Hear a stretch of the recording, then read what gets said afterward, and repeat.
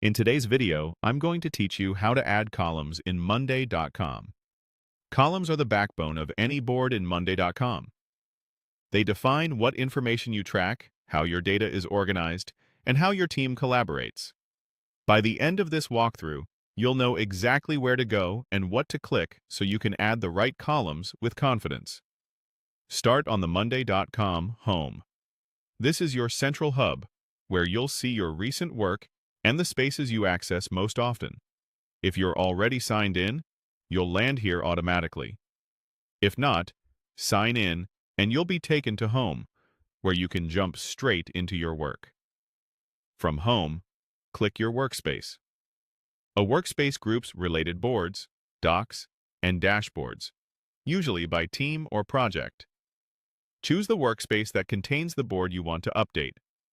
Inside, you'll see your boards listed. Open the one you're working on and head to the top of the board where your existing columns are displayed. On the right edge of the columns header, click the small plus icon to add a column.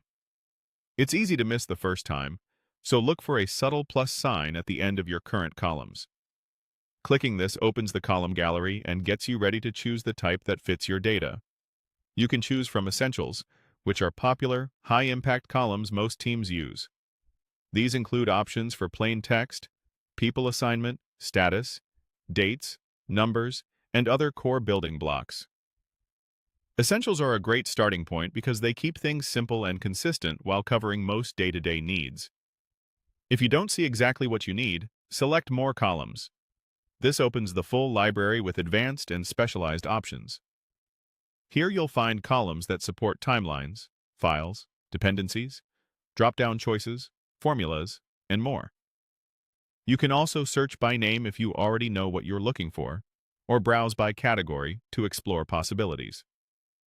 In this full view, you can see a very large variety of columns designed for different workflows, from project planning to CRM to operations.